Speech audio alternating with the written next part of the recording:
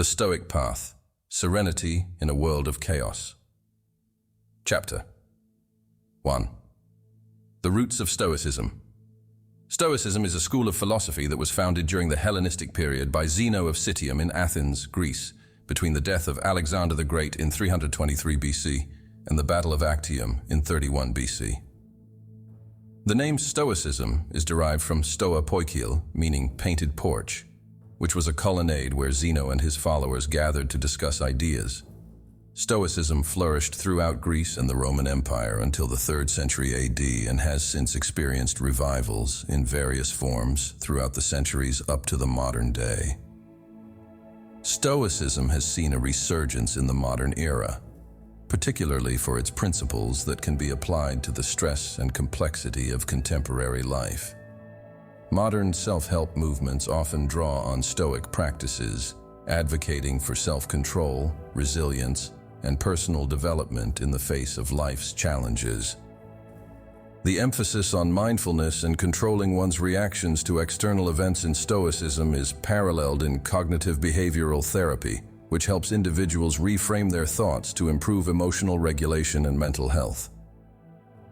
Business leaders and entrepreneurs often cite Stoic philosophy as a source of strength and guidance for decision-making, dealing with pressure, and managing success and failure. The use of Stoic exercises such as morning reflections, evening reviews, and the contemplation of the inevitability of death has gained popularity for personal growth and dealing with anxiety. The modern adaptation of Stoicism often emphasizes practical techniques for improving emotional intelligence, personal resilience, and life satisfaction, proving that despite its ancient roots, Stoicism remains a relevant and practical philosophy for life in the 21st century. Stoicism began in the bustling marketplaces of ancient Greece, a philosophy not confined to the elite, but practiced by emperors and slaves alike. It offered a way to navigate the unpredictable tides of fortune, to find calm waters in the storm of human experience. Stoicism focuses on personal ethics, informed by a system of logic and its views on the natural world. The philosophy teaches the development of self-control and fortitude as a means of overcoming destructive emotions. It holds that virtue, the highest good, is based on knowledge, and that the wise live in harmony with the divine reason that governs nature. Stoicism's foundational periods are the early Stoa, middle Stoa, and late Stoa, each marked by different thinkers and developments. The early Stoa, between 300 to 100 BC, was shaped by Zeno, who emphasized virtue and simplicity, drawing on cynicism. His teachings were carried on by his pupils Cleanthes and then Chrysippus, who developed the school's three-part philosophy of logic, physics, and ethics. The middle Stoa, between 100 BC to 0, saw Stoicism spread to Rome, where philosophers like Panaetius and Posidonius, and later Cicero and Cato the Younger, adopted its teachings. Panaetius is known for simplifying Stoic ideas, making them more accessible and bringing the philosophy to Rome. The late Stoa, between 0 to 200 AD, is best represented by Seneca, Epictetus, and Marcus Aurelius, whose writings have largely survived and continue to influence modern thought. The focus during this period was on ethics, with less emphasis on logic and physics. Marcus Aurelius' Meditations and Epictetus' Handbook are key texts from this period, highlighting Stoic themes of self-discipline, reason, and world citizenship, which remain relevant to this day. In Stoicism, there are 4 cardinal virtues, wisdom being the first. This is the knowledge of things good, bad, and indifferent. It involves the practical application of knowledge to determine what is virtuous. Wisdom in Stoicism is also about understanding the logic and reasoning behind the natural order of the world. The second one is courage. In Stoicism, courage is not just physical bravery, but also the strength of character.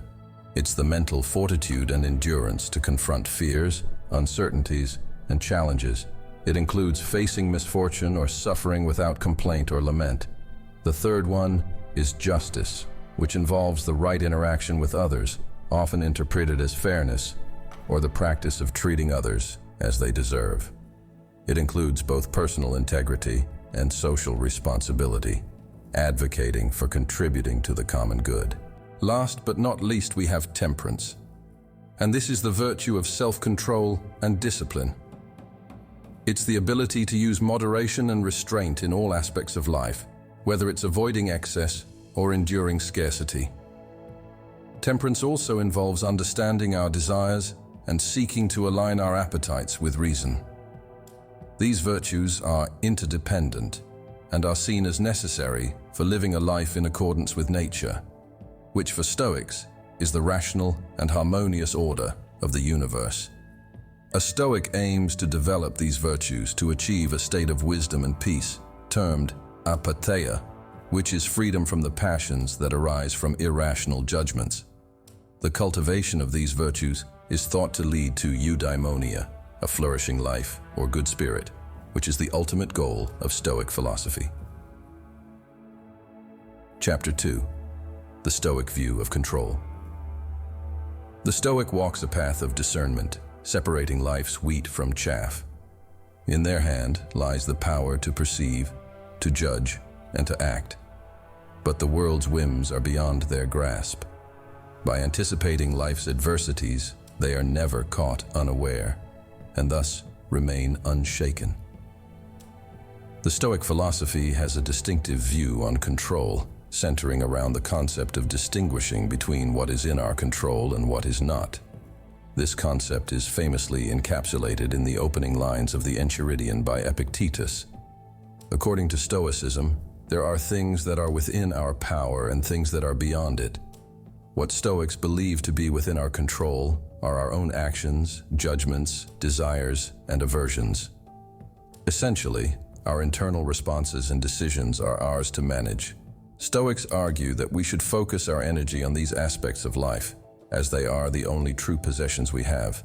Conversely, external events, such as the actions of others, our reputation, and even our bodies to a certain extent, are considered outside of our complete control.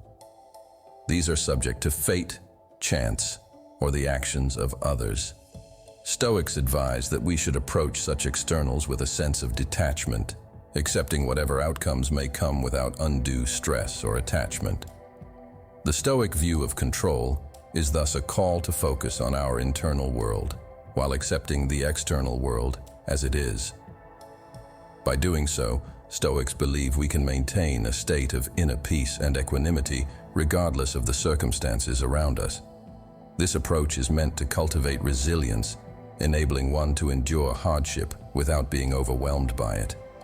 The practice of distinguishing between these spheres of control is fundamental to the development of the four cardinal virtues of wisdom, courage, justice, and temperance.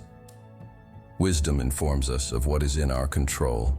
Courage allows us to face what is not. Justice guides our interactions with others, and temperance helps us to maintain balance in our desires and actions. The Stoic attitude towards future evil is grounded in the practice of premeditatio malorum. From Latin, it means the premeditation of future misfortunes or evils. This practice involves mentally anticipating potential negative events to prepare oneself emotionally and practically for their occurrence. Stoics view future evils as opportunities to practice virtue. They believe that the true evil is not the event itself, but how one responds to it. Virtuous responses to adversity are considered good, while vices, such as giving into fear or anger, is the real evil. They maintain a cosmic perspective, understanding that suffering and difficulty are part of the natural order of things. This acceptance helps in facing future evils without surprise or excessive grief. Stoics place the highest value on virtue rather than external outcomes. Therefore, the occurrence of future evils is seen as an occasion to demonstrate virtuous qualities like courage, wisdom, justice, and self-control. Chapter 3.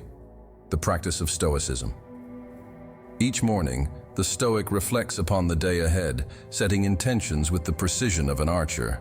They journal, not merely as a record of the day, but as a mirror to their soul. Marcus Aurelius's Meditations is essentially his journal, where he recorded his thoughts and reminded himself of Stoic doctrines. Journaling aids in self-examination and reinforces learning from one's experiences. In the heat of emotion, they step back, observing the rise and fall of passion with a tranquil heart. Stoicism is not just a theoretical framework, but a way of life, entailing daily routine and practices. Stoics often begin and end their day with reflection. In the morning, they prepare for the day's challenges by contemplating the Stoic virtues and how they might apply them. In the evening, they review their actions and thoughts of the day, considering where they succeeded or failed in living according to Stoic principles. Stoics sometimes practice voluntary discomfort, such as sleeping on the floor or underdressing for cold weather, to strengthen their ability to endure hardships and to appreciate what they normally take for granted. Constantly reminding oneself of the distinction between what is in one's control and what isn't helps to maintain focus on one's own actions and attitudes rather than external events. Stoics strive to remain mentally present and attentive to their current actions and surroundings, practicing mindfulness to keep their thoughts aligned with the present moment and not to be distracted by past or future concerns. Practicing Stoicism is a dynamic and ongoing process. It is about applying Stoic principles in everyday life, continually striving for self-improvement and aligning one's actions with a rational and virtuous life philosophy. Chapter 4. Stoicism in Adversity.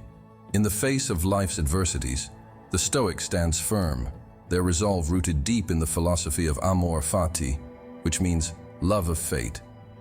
To love one's fate is not to surrender, but to embrace, to weave every thread of existence, dark or bright, into the vibrant tapestry of one's life. The Stoic's attitude is to embrace whatever life brings. Instead of resenting adversity, Stoics encourage loving it as a natural part of the human experience. Stoicism teaches that we should focus on what is within our control. By not exerting emotional energy on the uncontrollable, we maintain our composure and effectiveness. Imagine watching a soccer game, and it is down to a penalty kick to decide the fate of the game. The kick taker has to remain in control and understand that he can only control which direction the ball is going to go, but whether the goalie blocks it or not is not within his control. The best thing to do is to be patient, take a deep breath, and be courageous. Pick a side and go for it. And if he were to miss, he should embrace his fate as well, because most people will never get an opportunity to miss a penalty kick for hundreds of millions of dollars. Adapting to circumstances beyond your control and accepting them without complaint is a key Stoic practice. It involves an understanding that suffering is part of life and can be borne with dignity. Stoicism doesn't promise an end to adversity. Rather, it offers a way to navigate life's challenges with grace and composure, turning obstacles into pathways for personal growth and development. Chapter 5. Stoicism and Modern Life. The fabric of modern life is weaved with ups and downs, yet Stoicism offers us a steadying hand. In the labyrinth of our trials, be it stress, loss, or the sting of failure, the Stoic finds a way, a light cast from an ancient lantern, guiding us back to serenity. It has seen a resurgence in modern life, with many finding its principles relevant and practical for contemporary challenges. The Stoic emphasis on self-reflection and virtue aligns with modern approaches to self-improvement and the pursuit of a meaningful life. Stoics believe that living a virtuous life, in accordance with nature and reason, leads to eudaimonia, or a flourishing life. Stoicism's call for discipline, integrity, and resilience can be particularly beneficial in the workplace, helping individuals navigate office politics, setbacks, and personal performance. If you are the boss of a company, you must perceive failures as natural outcomes and opportunities for growth to turn setbacks into learning experiences. If one of your employees makes a mistake, you should not panic or react angrily, because you still have to remain calm to keep the business moving towards the direction of success. You should seek to cultivate relationships with your employees by showing up with patience, understanding, and a focus on what you can give rather than what you expect to receive. In an age of rampant consumerism, Stoicism offers a counter-narrative that values simplicity and questions the relentless pursuit of material possessions. A lot of us in the developed world tend to have way more than we need. We have excessive amounts of clothes and shoes, eating way more than we are supposed to, inducing diseases that are a direct result of the food we are consuming. We get advertised and told we need a bunch of things which we really don't, causing us to stress about maintaining a job and lifestyle. Hence, why it is important to live according to nature. The things we truly need in life are free. It costs us nothing to wake up and take a deep breath, take a step, use our vision, touch and smell things. We need to foster greater appreciation for what we currently have, because we only truly know their value once we don't have them. This can lead to a more content and grateful approach to everyday life. The Stoic practice of intentional living can help people navigate the distractions of technology and social media, promoting a more mindful and focused use of these tools. We chase the dopamine release of being liked on social media, seeking the validation of others instead of developing knowledge and wisdom, the very thing we need to navigate the world. Chapter 6. As we tread through the untamed wilderness of existence, Stoicism remains a compass to the wise. Its teachings, as timeless as the stars, beckon us to a life of virtue, balance, and profound peace. May we all find the serenity that Stoicism promises in the world of chaos that surrounds us. At its core, Stoicism teaches the development of self-control and fortitude as a means of overcoming destructive emotions. The philosophy asserts that virtue, such as wisdom, courage, justice, and temperance, is the highest good, and that the wise live in harmony with the divine reason that governs nature. Stoics strive to maintain a will that is in accord with nature, meaning that they seek to accept and embrace the natural course of events, focusing only on what they can control, primarily their own judgments, impulses, desires, and aversions. They work towards a state of inner peace and contentment through the practice of rationality and self-discipline, viewing external events with detachment and recognizing that suffering arises from our attachments and reactions to these events, not from the events themselves. This philosophy promotes a life lived in moderation, wisdom, and moral character, regardless of external circumstances, and teaches that true happiness comes from within, not from material possessions or external accolades. The Stoic way of life involves regular self-examination, moral reflection, and mental exercises to prepare for and deal with life's challenges and adversities. If this video was of any help to you at all, please comment, like, and subscribe.